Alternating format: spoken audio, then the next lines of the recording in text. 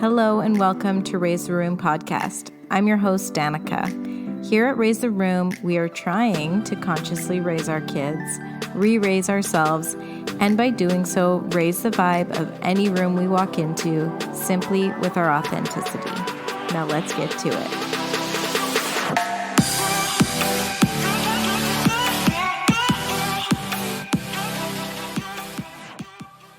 Today's topic is one that I think many of you will hold near and dear to your hearts, or at the very least, understand on a cellular level, and that is being triggered by our kids. So this topic was not a topic that I actually had listed in my notes for podcast episodes, but in my life, when I get asked questions about things, those are typically initiations for me. So I had been asked if I was going to do an episode on this by 3 different people. And my pattern is to, if I haven't thought about it, I often just go like, no, and I brush it off. And then the second one might be like, oh, that's funny. Somebody else just asked me about that. And then by the 3rd time, I am actually listening to what the universe is trying to send into my sphere. And I'm sure at that point, my team and everybody above me is like, for God's sakes, like open your ears. And I regularly feel triggered by my kids. So it dawned on me that this would be an excellent podcast topic. Before having children, I had no idea that I would be triggered, not just so much, but daily, truly. I grew up in a household where my mom was so vocal about loving being a mother. She genuinely enjoyed having my sister and I home over Christmas break, spring break, summer break. Like she liked when we were off school and she got to hang out with us. And I'm so grateful for that attitude. And I'm not saying there were no hardships, and I'm sure we triggered her to no end. But it's been interesting because, if I'm being totally frank, my experience since becoming a mother has not been the same. Like I very much cherish my alone time. I love hanging out with my boys, but to a certain extent, it kind of sounds awful, but it is the truth. And I do have a different situation than my mom in that I am presented with triggers daily. Yeah, like completely daily. So honestly, this is actually something I could spend a whole episode on, is sort of the feelings that I had around just my experience of motherhood not matching what I saw my mom go through and feeling kind of badly about that. But that's something we can get into on another day.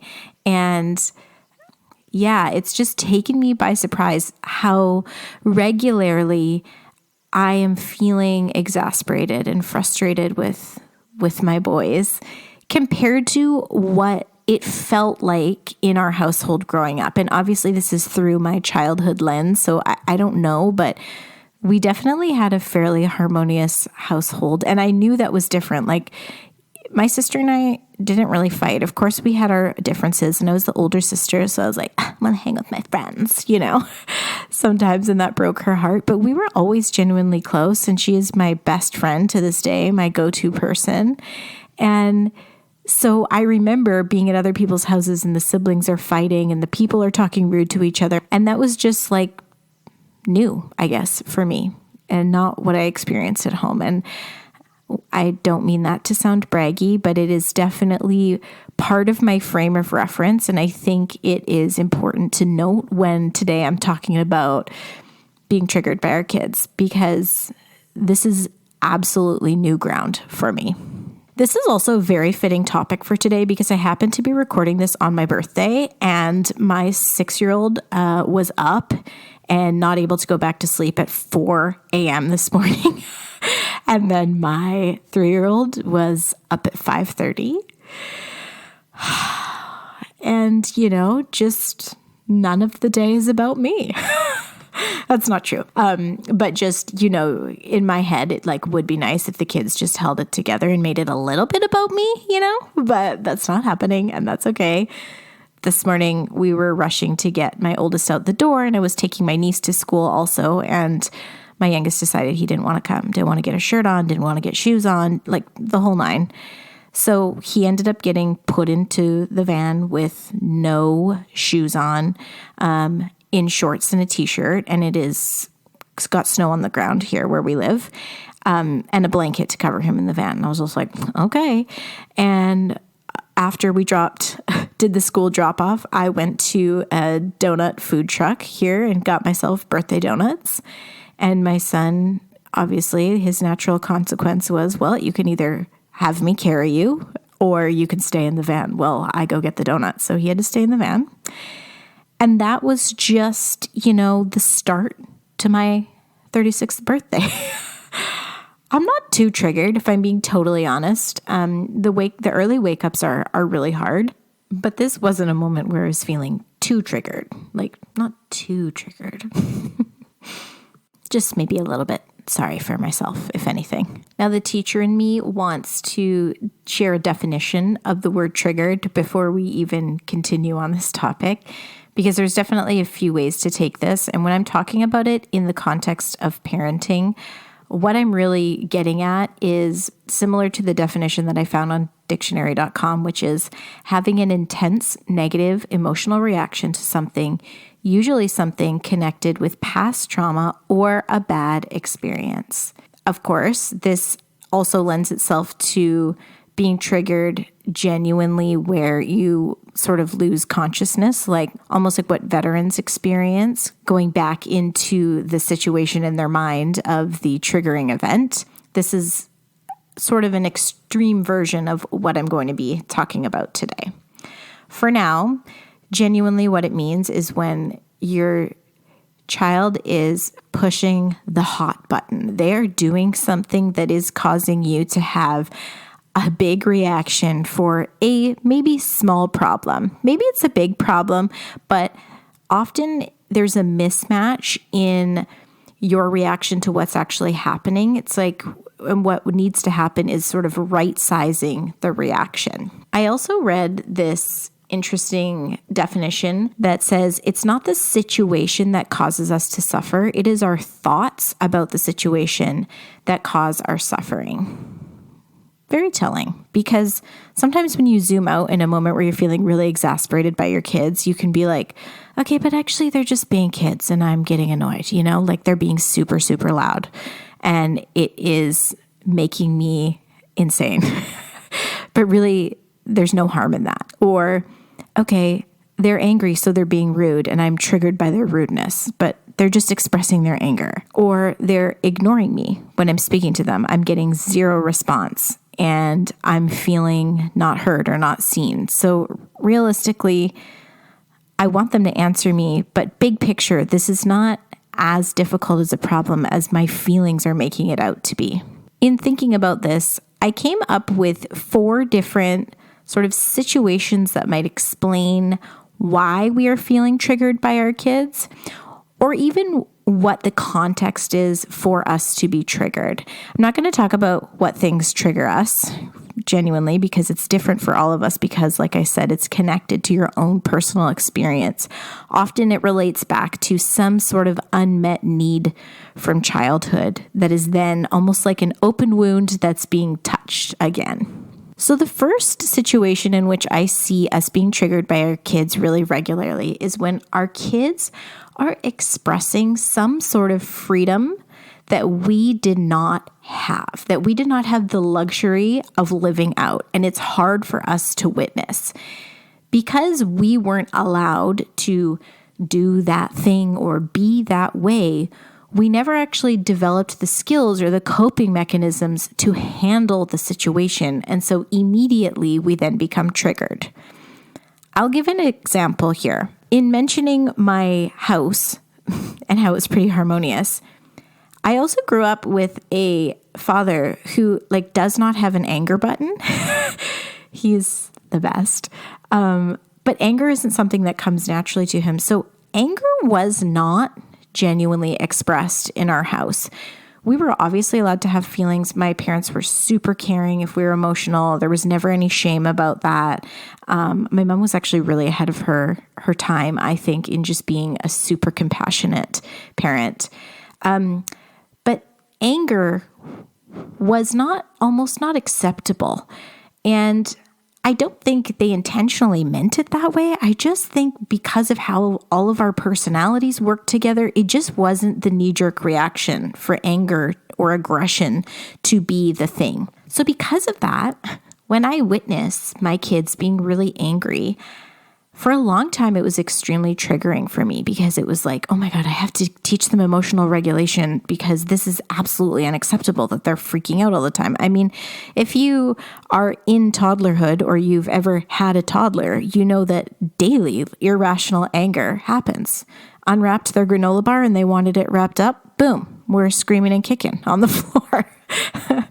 And so sometimes, actually, not sometimes, still for me, anger when expressed, whether by my kids or even my husband, is really genuinely hard for me to take because I don't have the coping skills to not take it personally, and to understand that lots of times it's not actually about me, it's more a reflection of what they're feeling on the inside. An extension of that is when the anger turns to rudeness. So I want to be clear.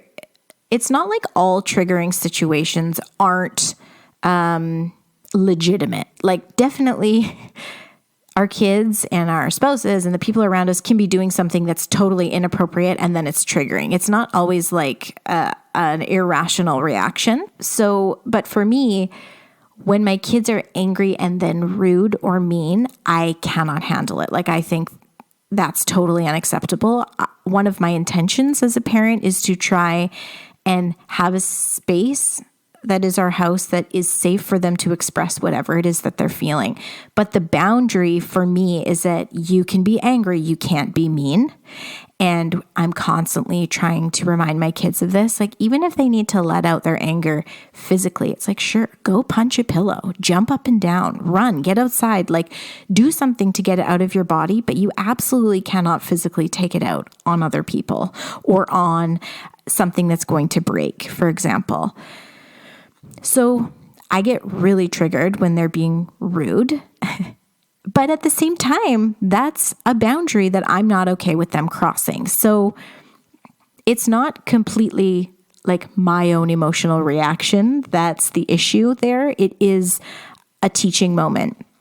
But when it's just them being angry, I've now 6.5 years into parenting had a whole ton of practice moments to get okay with their anger, with their big feelings, with their meltdowns, to be able to weather that storm. This can really show up too in situations when you have a child that is completely different from you. And so it's hard to identify to them because they're constantly living out of freedom or behaving in a way that you have a hard time relating to. And because of it, it's triggering.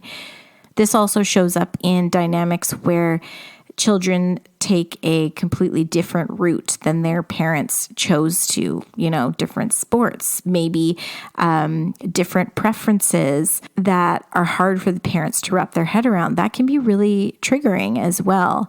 And often that's just because we do not have the skills or haven't had the practice to weather that storm yet in our lives. And so our children, as our mirrors, are presenting that to us. And when we're intentional and conscious about what we're doing and how we're dealing with situations, we can then sort of take it in stride and take it as an opportunity. If you had asked me before kids if I'd be okay with my kid punching a pillow when he was angry, I probably would have said no. But then when I was gifted this beautiful, hot-headed little human, I had to pivot. Like my ideas about, my theories about parenting were very different than the practice of parenting. So it's about being able to roll with the punches and understand that it's going to take time. Like I'm still working on this 6.5 years in, but I can definitely say that my tolerance and my ability to handle and my understanding of the situation has improved over time because this is sort of a trigger that I was able to weather down.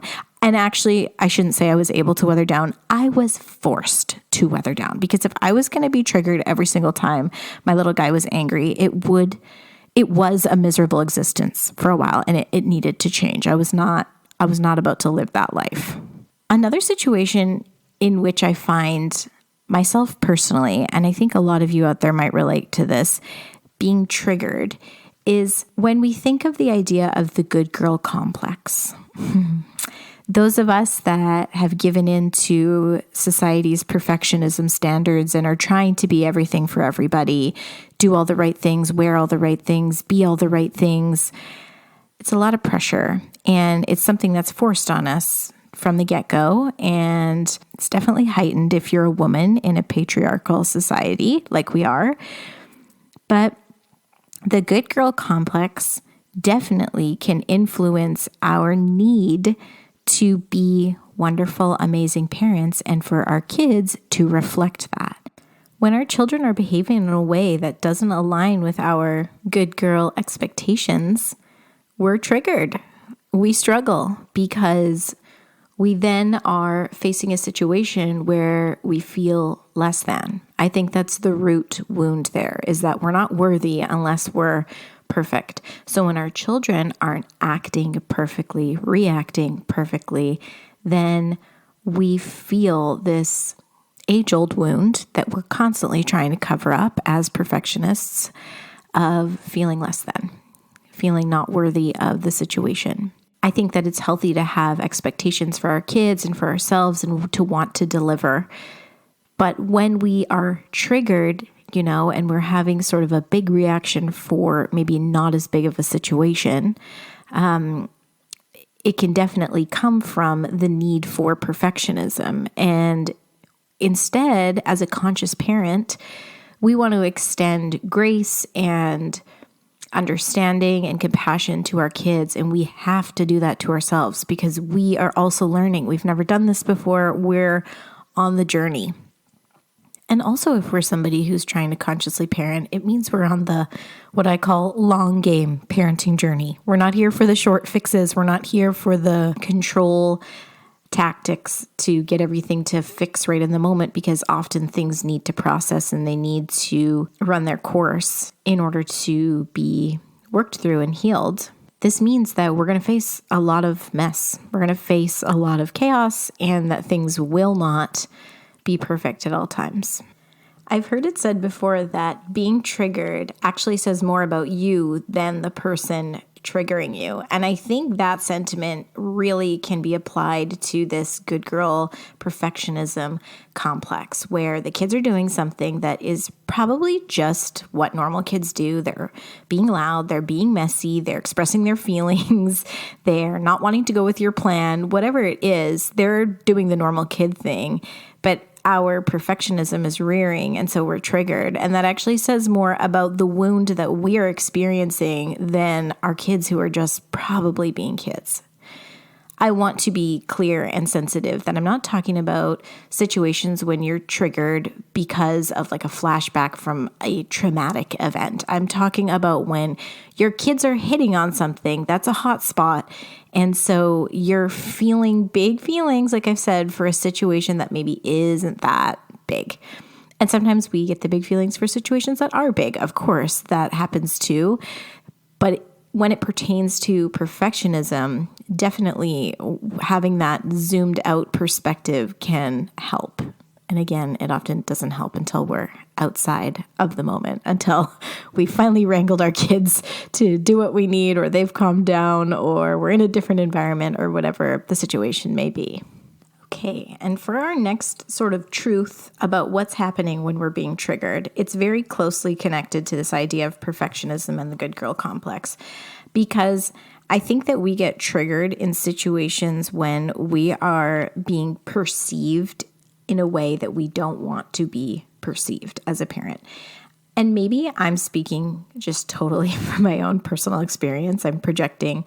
But situations where we as parents have to make calls, we have to help our child through a meltdown in public. We have to make different healthcare decisions, which all of us in the pandemic in the last couple of years have had to face, our own boundaries about runny noses and vaccines and all the things. We sometimes get caught in this, in comparisons to classmates and other kids and how they're doing and what their family does and what other people's views are of how you do things.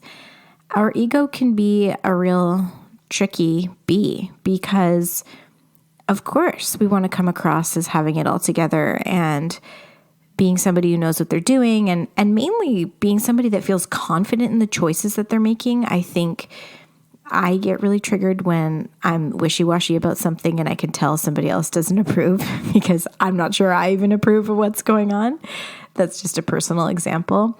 But definitely it can be triggering as a parent in regards not so much as to what our kids are doing, but how we are being perceived by other parents or family members or members of our community at sort of how good, in air quotes, our parenting is. This is a whole facet of parenting that I never thought about until becoming a parent. It was easy before having kids to judge how my friends were parenting, to judge how my students' families were parenting. It was easy to have an idea of what I wanted and what I didn't want. And then, all of that goes out the window when you're actually faced with a little human who comes in with their own agenda and your life is turned upside down. But then you get into these situations where there's all this comparison going on. Like, we used formula, or we used natural diapers, or we did sleep training. And then, our family likes to travel with our child. We just take them everywhere. And ours is like, no, I have to be home for nap schedule. And it very quickly changes from you and your thoughts on how things are going to go to you being, or you feeling like you're on stage and other people are witnessing you try to figure out how things are going to go. Or even an extension of this, it can be really triggering to witness other people perceiving your child in a way that doesn't feel comfortable to you. They have assumptions about what they are doing or what they're not doing or how they are, and you feel like you know their true soul, and it's uncomfortable when you don't feel like they're seeing the true them.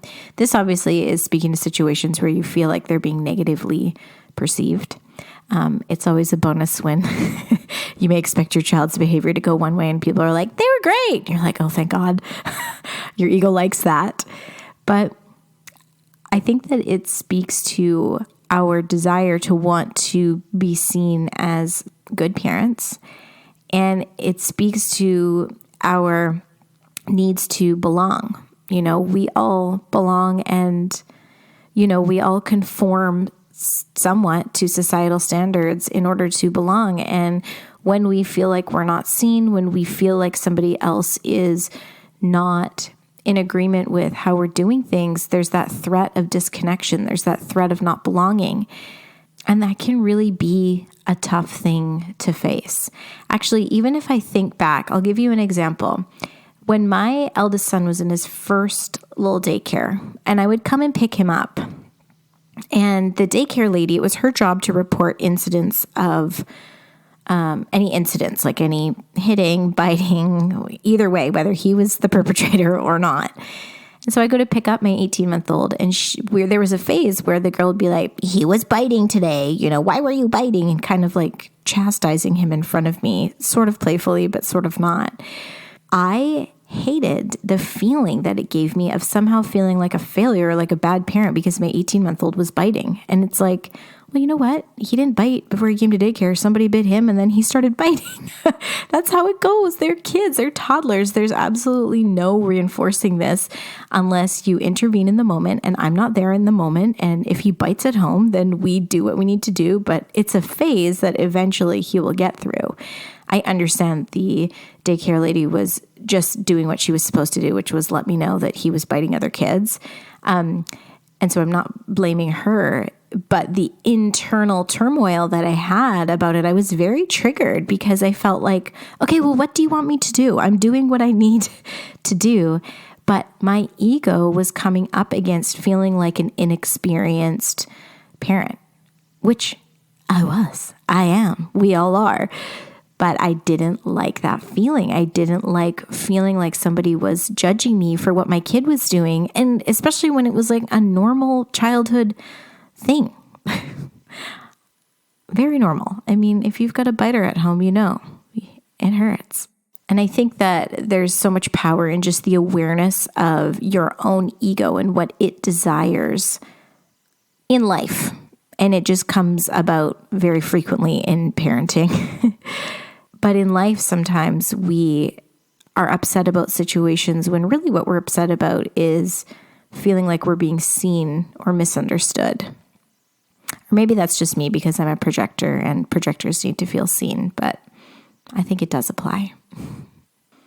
Although this is perhaps a good time to interject with a little bit of a human design chit-chat about this, because learning about my child's human design, both of my kids' human design, and my husband's and myself has been really helpful in understanding our differences, different needs, different energetic makeups, and therefore being aware of when I'm being triggered and being triggered by something that is just naturally their way. They're not doing it to bug me. They're not doing it to be malicious. It's just how they are. Or when I'm being triggered by something that's not going my way, doesn't match the needs that I have as a projector, and knowing that it's nobody's fault. We just have a mismatch of energies going on. I'll give an example. Being a projector mother, so projectors need space and rest, and our energy ebbs and flows. To two generator boys who wake up with ants in their pants all the way consistently until sundown. They have to go, go, go. They need lots of stimulation. There have been many mornings where I've been very triggered because the kids are so loud and ready to rip right first thing, like early and the first thing. And I, as a projector, really need to ease into my day. I need to have slow time. I need to have me waking up time. And in parenthood so far, I've not had that luxury. My kids are up and at 'em and they're ready to go. So learning about human design and learning that that was a piece of my projectorness and a piece of their generatorness, I can now just go like, okay, they're not wrong. They're not crazy. They're not incapable of calming down. However, what is happening is there's a mismatch. They actually are good to wake up and, be running and jumping off the couches. Like energetically, that does align with how they are. It doesn't align with how I am, and I don't love it from another parenting standpoint of just like, normal behavioral stuff. Like, no, I don't want you doing that first thing in the morning. But it also gives me good intel to down the road when my kids are old enough to like wake up and exercise on their own if they want to. Like that's actually a great way for them to start their day. And it gives me the understanding as a parent to offer them a little bit of compassion, a little bit more leeway and compromise. Like, okay, my mornings are not going to be the way that I want them to. I can ask them to play if they want to, but with quiet activities to start. And we can work together. We can make the dynamic work together. It's not perfect. I think still every Saturday and Sunday, both my projector husband and I are triggered by our kids up at the crack of dawn and wanting to go outside first thing. Which once they're able to do that unsupervised, like, peace, see you later. Daddy and I are sleeping. Have fun. But because it involves us right now, it's hard.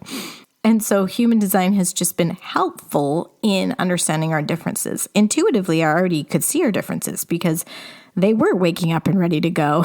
But at the same time, there's sort of this teacher part of me, this parent part of me that wants to like mold and shape them into something else. Like, what if I just leave a puzzle in your room and you do that when you wake up and it's not working? And then I get frustrated and, them not understanding time. And it's like, okay, we can go outside, but we can't go out until, closer to 9 a.m. when it's not going to wake up the neighbors, us running around, and they don't get time. And so they're freaking out about it.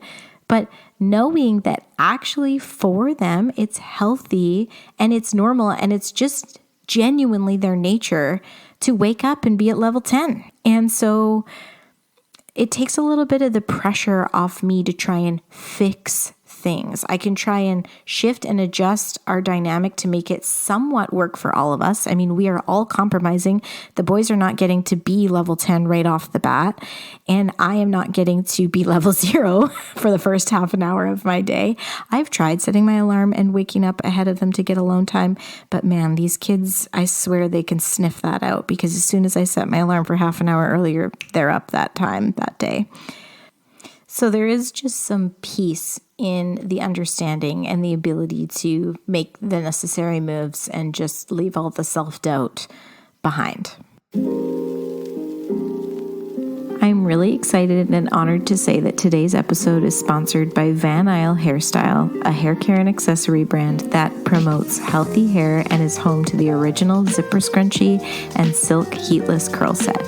Amanda, the founder of Van Isle Hairstyle, is the epitome of a manifester in human design.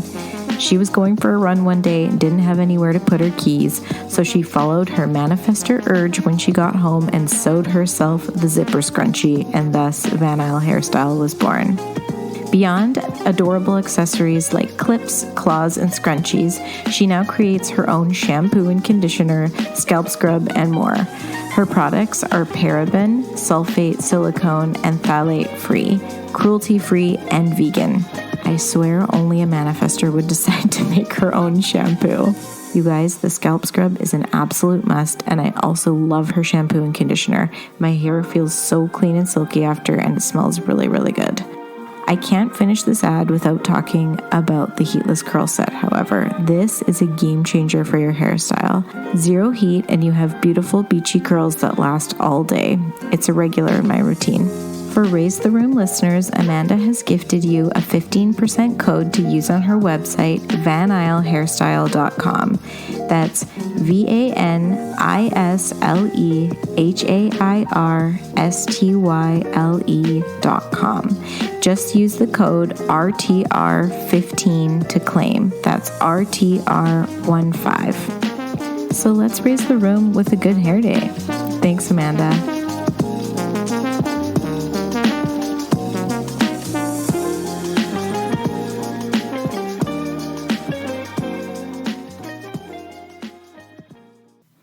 Okay, so bringing it back to reasons or situations why we get triggered. The final one is a simple one. It's when we are burnt out, when we have not been taking care of our own needs, and when our patience is thin. This can just be from, maybe not getting enough exercise, not getting enough alone time, being super busy. This can be from not having enough joy in your day, being in a really stressful situation at work that you're bringing home. Whatever it is that is stretching you thin, it's going to make you more easily activated. Bottom line, we see this in our kids all the time. They're hungry, they're tired, like they're a nightmare. They're out of their routine. There's new things going on in their life, like the transitions are hard. If those things are going on in your life too, you are going to be more easily upset by things that maybe don't typically bother you, or do typically bother you, but you're just quicker to snap. This one is sort of short and sweet because there's not tons to expand on here because it's a very clear message. We have to take time for ourselves. We have to prioritize our joy too. It's, the oxygen mask on the airplane thing. You got to do your own before you can help anybody else. Your bucket needs to be full. Sometimes in parenthood, that is easier said than done, or a lot of the time it is, because you're really in the trenches. When you're in the thick of having little kids in your house, it is hard to find time, make time, find motivation, etc., to do what you need to do. But remember, when you do that, you will actually be able to show up better. And when you show up better, your kids show up better. And it's a really vicious cycle when it's going the opposite way. You're unhappy, they're unhappy, so they're making you unhappy, you're unhappy, so you're making them unhappy. Remember that when you do prioritize the things that make you feel good and that are truly nourishing, truly nourishing. Sometimes things make us feel good because we are numbing and self-sabotaging. But what I'm talking about, the things that you really get a lot back from, like exercise or journaling or being with really good friends or getting to pour into a creative outlet that really speaks to you, or whatever it is that fills your soul. Those things will give back to you and in turn give back to your children. So take care of yourselves. Let's take care of ourselves. Okay, my teacher side is really showing because I now want to summarize all that we've spoke about. So the 4 insights that I've touched on about being triggered and what's happening when we're triggered, or situations, sort of the underlying tone of when we're being triggered by our kids, are: number 1, when we are witnessing our children express a freedom that we were never allowed to express. And so we don't have the skills to cope with it, and it sets something off in us. Number 2, when our good girl complex, in quotes, or our perfectionism tendencies are rearing. When shit's messy, as it often is, and it's hard to handle for us, it hits on that I am not worthy unless I am perfect wound that I think a lot of us have. Number 3, closely related to number 2, when our ego is bruised about how we are being perceived as a parent. This definitely goes hand in hand with self-comparison to other families, other people, other kids, and wanting to control the narrative on how, quote, good of a parent we are. And number 4, when we haven't taken care of ourselves, when we are burnt out and ready to snap and need, a big old mug of coffee, glass of wine, cup of tea, alone time, whatever it is, and things are getting under our skin really easily because we have not prioritized anything of substance for ourselves.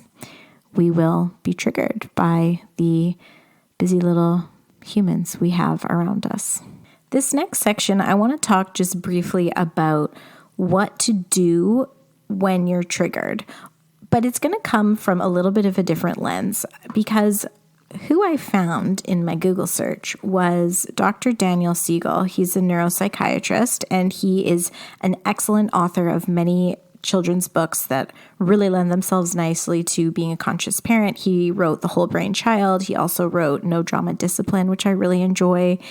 And when I found his take on how to help somebody that's triggered online, I thought, oh, perfect, because people need to know about him. He's amazing. And lots of people know about him, but I was excited to mention him here. So though what he has shared online is actually what to do as a parent when your child is triggered. Yet I think it's a perfect thing to share because we need to think about this is what we need when we're triggered. What can we do to help give ourselves these things when we're feeling triggered? And it also is a nice reflection piece to think back to when you were a child, when you were upset and triggered, did you get these things? And if you didn't, how does that play out now? So he talks about the 4 S's. The 4 S's are what our children and teens need from us when they are activated. So first, they need to feel seen. Okay, am I a broken record or am I a broken record? They need to feel like they're being perceived deeply and empathically. Enough said there. There's so much to be said for just sort of feeling validated in what we are experiencing. Next, they need to feel safe. We need to avoid actions and responses or reactions that can frighten or hurt them, obviously, but they need to feel like they're safe in the expression of their activation. Number 3 is being soothed. So once they feel seen and safe, you might be able to move into soothing territory. I know with my children, they really like to hang out in the scene territory for a long time, lots of expressing of the feelings, and I'm like ready to get the show on the road and get over it. And they're like, no, I'm going to scream for a little bit longer, Mom. But once you get over that, you can move into the soothe category and help them deal with their difficult emotions and situations. Sometimes this is just physically comforting them. Sometimes this can look like talking about solutions or problem solving together. Sometimes this just can simply be reiterating that you understand where they're coming from. And finally, the 4th S is secure. They need to feel secure. We need to help them develop an internalized sense of well-being. Easier said than done, Dr. Daniel Siegel, but it makes sense. We want them to be confident. We want them to be resilient. And so these moments post big meltdown, post the kids being triggered, are really wonderful teaching opportunities. And that goes for us as well. When we are triggered, it's a really good moment after the fact to look back and be like, okay, what was really going on there? I mean, being activated like that is a mirror. It is completely an opportunity from the universe being served up on a silver platter, like, hey, this is something you need to work on. Because when we're not activated by something, when something does not bother us, we're not ruffled, we can just take the situation, view it with compassion, and let it wash over us. When we're not able to be that way, there's something there that we need to kind of work on, or something there that still has a hold on us. And that's okay. I mean, we're not all like monks, just with no expression. We're humans. And so there's nothing wrong with that. We're not going to be soothing, calm, gentle parents all the time. But when you're a conscious parent, you are somebody who wants to look at your own patterning and go like, man, I get so annoyed every single morning. Why is that? What's happening? And start to take the steps to try and unpack it a little bit, because the best way we can help our kids is to help ourselves and to work on ourselves. Annoying, I know, and sometimes feels not related at all. It's like, okay, so my child who literally only eats fishy crackers, like, how is me working on myself going to help that? I don't know, but I guess we can start somewhere. Okay, so the final segment here today, I have put a poll out to Instagram to just hopefully infuse some humor in here to talk about the situations in which we find triggering as parents. It's endless. So the first response I got, which is one that I think all of us can feel so deeply in our bones, is when they don't go to sleep at bedtime. I think because I'm just so ready to finally relax. That's from Amy, my friend. And that's so true. Oh man, we feel like we've put in a full ass day with those kids. We've done it. We've made it through the day, and we are looking to that glorious reprieve, which is bedtime, and they're not sleeping. Like, is there a situation where you feel more robbed? I don't think so. I feel this one really deeply. Okay, these next two are from a gal named Tawny, and she says, when they ask me for something more than once while I'm already getting it. That's the moment when we sometimes find ourselves going, can you see what I'm doing? They're not even looking sometimes. They're just barking at us to get the thing done. Tawny also says, when the thing happens that I told them would happen when I asked them not to do that thing. Now, this one, I mean, this happens on the daily, I'm sure, with kids, but this one also has the possibility to be kind of satisfying because, and this is going to make me sound evil, but like sometimes when they do something that you tell them not to do, and then you might get the win of them hurting themselves. Okay, I'm not trying to be sadistic here, but, you know, if they get like a minor injury, but you've told them not to do the thing and then they get hurt by it, it's the ultimate, I told you so. I mean, sometimes then we have to deal with really dramatic, big feelings, but still, it's like, well, I am not being a nag. Like, I told you this was going to happen and it happened, or I told you this wasn't a good idea. So there you go. Okay, Amanda says the constant whining and screaming. And this one comes up a couple of times because, yeah, overstimulation is real as parents when we have to deal with the kids just being really loud all the time. It's hard. My friend Stephanie says, in the morning when they're not listening and getting out the door, and then I feel like I'm being just like my parents who were constantly running late and huffing and puffing about it. Oh my gosh, the morning madness is so intense. And I remember when I was teaching in the elementary school classroom, I always made sure that the first 15 minutes of the day where it's like a group sit together, check in, just a slow start, seeing how everybody was feeling, because so many kids had hurried, scattered, sometimes activated mornings because you're trying to get out the door and there's so many things happening. So I was always very conscious of that. And that was before I had kids even. And then now that I have kids, I'm even more like team, that's a good idea. Okay. Kate says, when my son yells back disrespectfully, I know it's because I was told that as a child is rude. Yeah, fair. Disrespectful when they're being rude. It's so hard to take because, you know, as adults, we know that you can't speak to people that way. it gets you nowhere. And then when the person who you've literally had a life-altering experience for is that way to you, you're just like, excuse me, how dare you? Brittany says, transitions, especially when they really love what they're doing and they become hard. She's got a generator daughter, so that makes a lot of sense. And Jennifer says, when I've asked them 1,000 times to do something and they still haven't done it. Oof, yes, the not being listened to at like an older age, for older age kids, looks like that. Where it's like, I told you to clean the bathroom and 4 hours later it's still not cleaned. So annoying. Or yes, another one, she says, when I'm in the middle of something and they interrupt even when they've been asked not to. Yeah. So she's got older girls, and definitely it's like if you just really need focus time and it's so hard to get, and you know they can manage for however many minutes you've set them up for success and they still intercept. Ooh, I'm getting triggered just reading these. Oh my gosh. I've had a few different people put bedtime routine. Yeah. So brutal.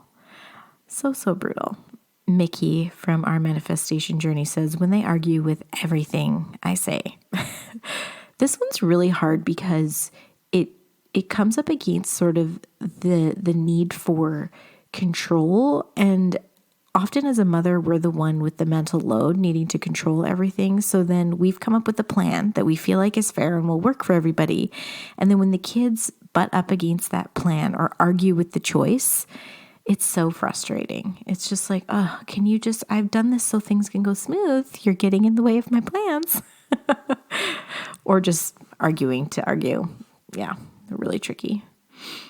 Sam says, when I can't understand his wants because he shrieks over and over. Ooh, yeah.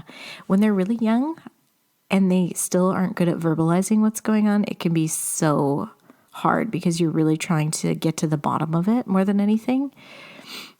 And then you find out what it is, and it's like so unreasonable. You know, they wanted the blue cup. You're like, really? This is what we're doing? She also says hitting. Yeah, when they're physical with you, it's so hard, and it's like not their fault because developmentally they can't manage. And we as rational adults can know that and still be triggered because because reacting physically is not okay. Bottom line. Jill says, getting kids to enjoy their toys versus their technology constantly, as I type this on my smartphone. So true. Yeah, we're really in a new world navigating these technology boundaries that we have to as parents, and modeling's a big one. I'm so guilty, I think we all are, of not modeling good independence from our smartphones. So there's something we can all work on together. These were great, you guys. I think I started the beginning of this episode saying I wasn't going to do this. And then halfway through recording, I was like, I'm going to ask people because you know what? It's interesting. There's so many. I'm sure you're all listening, screaming at your phone going, what about this one? What about that one? Let's not get ourselves all triggered and worked up before the end of this episode. In fact, it might be a good moment for all of us to just take a deep breath. No need to be worked up. If you're listening to a podcast, then maybe you're in a bit more of a peaceful situation than any of the ones that I just listed. Or you're in the middle of them, but you've got your AirPods in, so you're blissfully unaware. The intention for today's episode was to just highlight some of the bigger picture perspectives on what being triggered or activated by our kids looks like and why this can happen.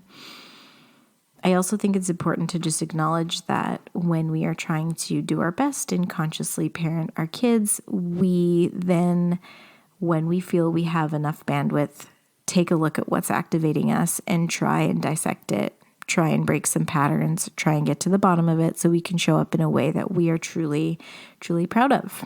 So again, thank you for spending your time with me here today. This one's a long one. I guess there's a lot to say. There's lots of moments that were triggered.